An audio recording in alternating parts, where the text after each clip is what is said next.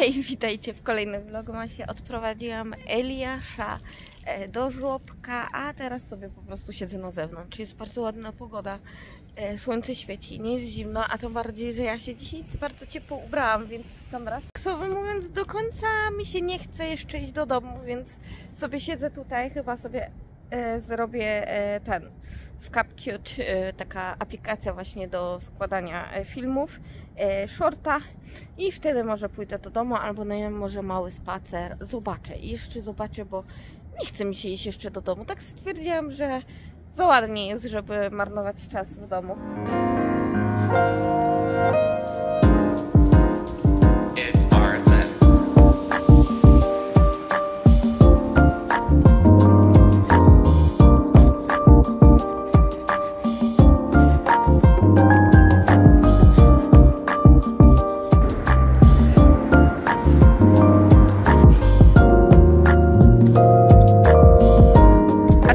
Jaki tu jest sklep. Wow.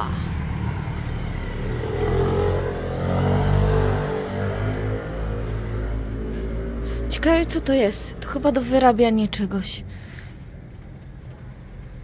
Ale mają piękną tutaj zastawę. O ja. Jakiś roboczy. Stare jakieś plakaty. Mam nadzieję, że to widzicie.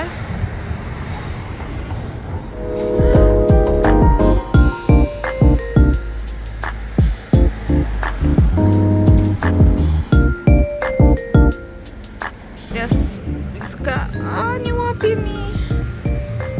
O, tam. Spójrzcie.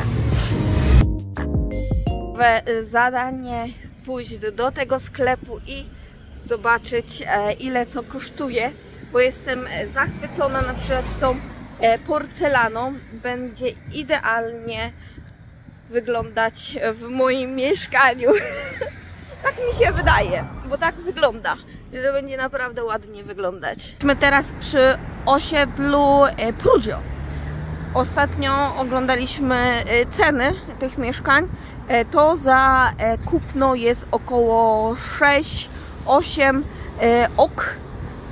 Daję wam przelicznik na dół i wychodzi to naprawdę sporo pieniążków. Naprawdę jest to kupę kasy za takie mieszkanie. Jest to spowodowane tym, że jesteśmy niedaleko właśnie stacji, takiego małego centrum w Busan i jest to już bardziej takie miejsce nowoczesne. Może źle powiedziałam, nowoczesne nie, ale jest to miejsce takie bardziej popularne, jest tutaj więcej szkół, jest tutaj więcej właśnie osiedli takich większych i bardziej jakby w cenie przystępnej dla na przykład wynajmujących. Cena może nie, ale chodzi o to, że patrząc na inne dzielnice Busan, bardziej takie prestiżowe, no to te ceny jeszcze wyżej idą, więc jako, że mieszkanie tutaj jest w miarę skomunikowane z całą resztą Busanu, plus nie trzeba iść pod jakieś ogromne górki, tak jak na przykład moje mieszkanie. Tak samo podobnie ma na przykład to mieszkanie Hanshin koło nas. Też podobne ceny stoją. Oczywiście zależy to też od metrażu. My na przykład, jeżeli patrzyliśmy na jakieś mieszkania, no to było mieszkanie 84, coś takiego. Na przykład ja uwielbiam nasze mieszkanie, uwielbiam rozkład, uwielbiam po prostu to, jak jest przystępne i ogólnie po prostu całość naprawdę wygląda, do tego słońce, które daje prawie cały dzień. Naprawdę piękne, jasne mieszkanie, ale niestety te górki dobijają. Często, jeżeli chciałam gdzieś pójść, to było tak, że no po prostu nie dawałam radę. No nie dawałam rady, wyzionęłam ducha po prostu, pójść gdzieś na małe zakupy, coś się zapomnieć, znowu pod tą górkę. Jest to naprawdę ciężkie i jak na przykład z Eliaszem też gdzieś pójść, nie tylko na plac zabaw na Hanshin, to jest to wyczyn, bo wiadomo, jeszcze dziecko bardziej się męczy. Ja już zauważyłam to, że te górki aż tak mi nie robią, ale najczęściej właśnie starałam się nie brać za dużo rzeczy.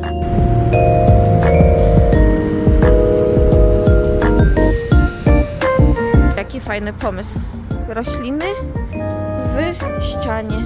Byliśmy do miejsca za 9800 kg. O, taniutko.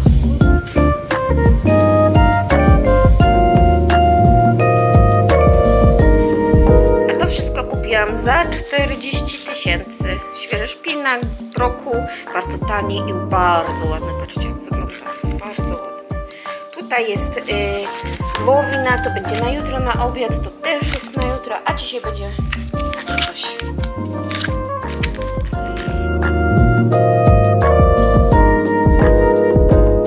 Dobrze, przyznaję się,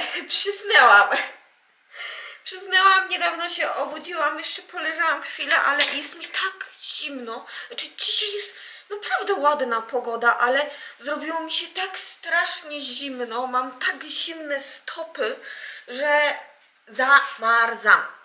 Za chwilę będę musiała iść po Eliasza, ale chciałam chociaż odrobinę przygotować jedzonko na dzisiaj, żeby później nie siedzieć w garach, a spędzić trochę czas z Eliaszem. Muszę obejrzeć jeden z filmów Marty Turny. Daję Wam link do jej kanału.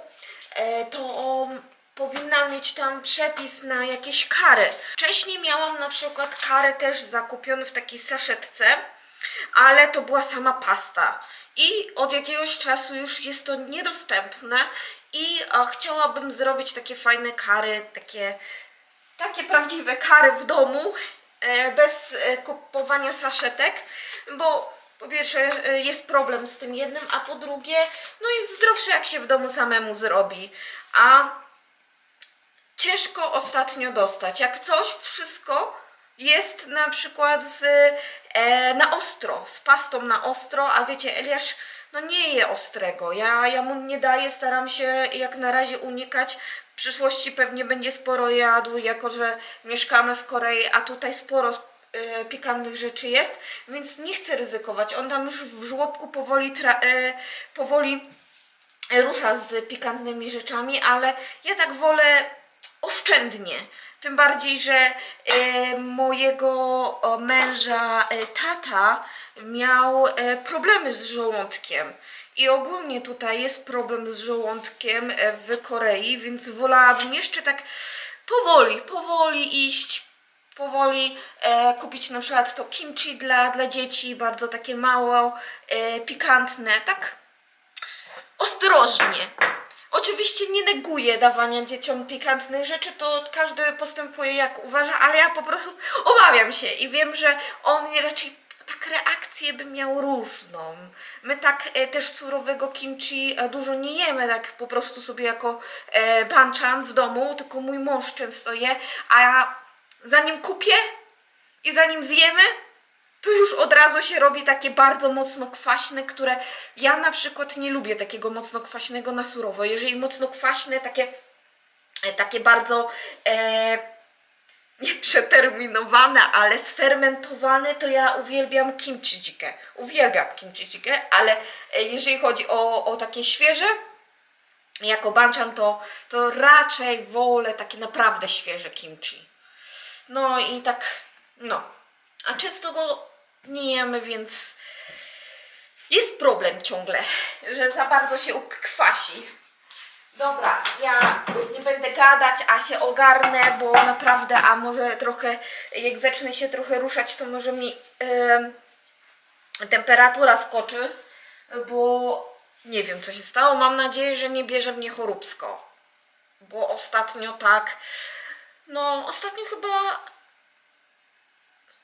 z tego co widzę i z tego co jechałam na przykład dzisiaj metrem, to było dużo osób w maskach. Albo choróbsko, no też jest opcja tego, że zanieczyszczenie, ale tu do Busan mało kiedy dochodzi zanieczyszczenie z Chin.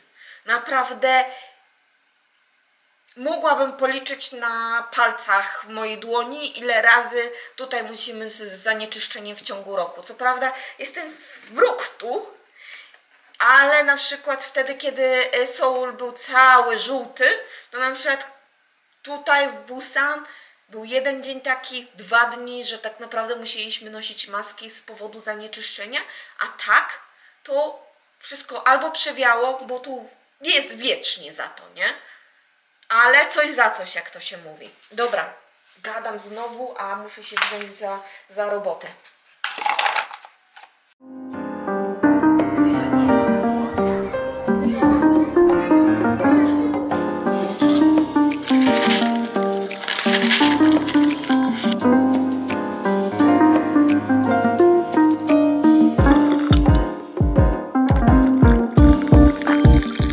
Sobie już herbatę, mam moment, żeby usiąść przy komputerze i zająć się montowaniem filmów.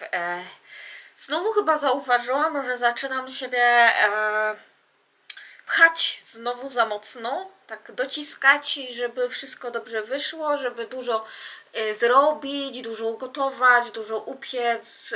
Mam jakieś takie punkty, które chcę zrobić, ale mój organizm mówi: o Martyna, może się trochę uspokój, poczekaj, nie rób tego wszystkiego na hura, tym bardziej, że no mieszkamy za granicą i żyjemy tylko w 3 osoby i tak wszystko tak chciałabym na już, dużo i tym podobnego i czuję, że chyba tak jak w zeszłym roku za mocno to wszystko idzie. Mam nadzieję, że tak nie będzie, bo na przykład za rok temu wszystko ładnie wyszło, stół mieliśmy ładnie zakryty i w ogóle, ale jedzenie na przykład na te 3 osoby było za dużo. Naprawdę za dużo. I liczę na to, że może w tym roku jednak się powstrzymam. Zastanawiam się, co zrobić. I zastanawiam się, czy coś piec na święta.